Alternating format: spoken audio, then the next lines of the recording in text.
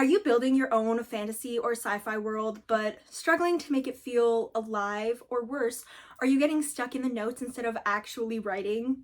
Today, I'm going to be sharing 5 world building tips for fiction writers that will help your world feel immersive and story driven without slowing down your writing. If you're new here, my name's Alyssa. I'm a romantasy author, a bookish content creator, and I also provide first chapter critiques for writers like me. So if you're interested in getting me to read your first chapter, I will link the information in the description, and you can sign up for a free sample edit to see if we're a good fit. That aside, another thing I love to do on my channel is provide writing tips for writers. I spend a lot of time reading craft books and watching writing lectures and just learning how to improve my craft. And so I thought a fun thing to share on this channel would be some of the things I'm learning along the way. So if that sounds like something you'd enjoy, then stay tuned for this video and subscribe to my channel for more videos like this. And with all that being said, let's just get started on the world building tips. So all of the tips I'm going to share in this video are tips that I've used myself in my writing and that I've seen other successful authors use. Okay, tip number 1, don't over world build.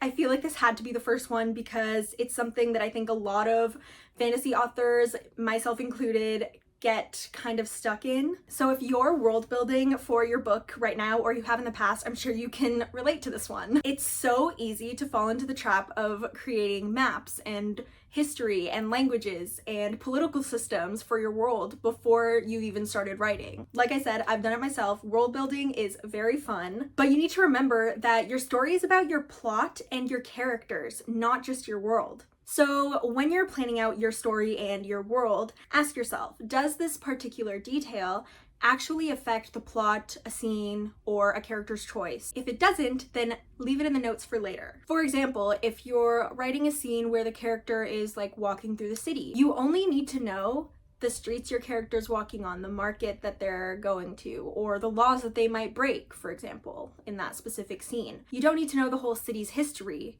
unless that's relevant to the scene or the choices that the character's making. Focusing on only the important details that you actually need will keep you writing instead of planning forever.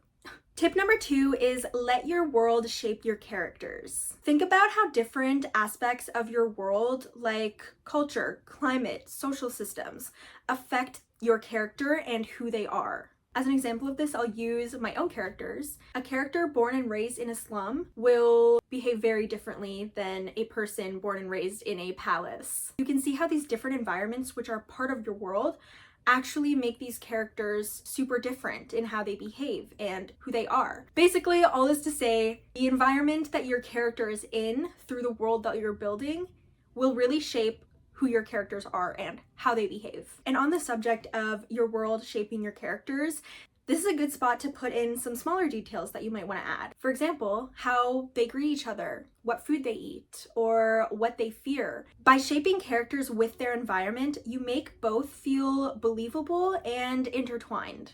Tip number 3 is reveal your world through story, not info dumps. Readers don't want encyclopedias, they want experiences. You can reveal history, culture, and magic through dialogue, action, and conflict. For example, instead of just explaining a law in your world, have your characters sneaking around that law. Maybe they're sneaking past guards or they're arguing with someone about it. Instead of just explaining a festival, have your character participating in it, and then maybe they encounter a problem or an opportunity. This keeps the pacing strong and immerses the reader naturally while also getting the information across to the reader. Tip 4 is pick a few unique and memorable details. Don't try to make everything unique, but pick a few standout elements that your readers will remember and that also affect the story. Maybe it's a magic system with a quirky rule, a strange tradition in your world, or an unusual geography. These are elements that will make your world distinctive. The rest of your world can feel ordinary. You know, you don't need to describe every street, every council member, every mountain. Focus on the parts that matter to your characters and your plot. You know, you can sprinkle some small touches in dialogue or scenery for immersion,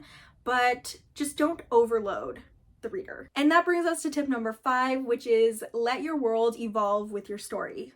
A world isn't static, it reacts to people's actions. Wars, discoveries, rebellions, or even personal choices are all things that can change political systems, cultures, or even geography in your story. For example, a peaceful kingdom might face unrest after a new ruler comes into power, or a new invention could disrupt trade and social norms. By letting your world react, you create stakes and make it feel alive rather than frozen on the page. So to recap, don't over world build. Create only what matters for your story. 2, let your world shape your characters. 3, show your world through story, not info dumps. 4, pick a few unique details to make it memorable. And 5, let your world evolve with your plot. I hope these tips are helpful for people. These are 5 tips that I had come across that I found were really helpful for me, so I thought these would be good ones to share. I wanted to make this video short and sweet and to the point because I know learning and watching these videos takes up a lot of time, and it takes up time from your writing. So I'm hoping that these tips are helpful and that you can take them into your next writing session. So if you follow these tips, your world will feel believable and immersive, and you'll actually finish your story. If you found this video helpful, then give it a like and subscribe for more videos like these. I, again, love sharing the things that I'm learning through my writing journey with you guys. So if you have any other specific topics that you want me to touch on, then let me know in the comments and I will make a video on it. And also leave a comment telling me about your story world because I would love to hear what you're building. All of my socials, writing resources, and author services are linked in the description, so check it out if you're interested. And with that, I will see you guys in the next video.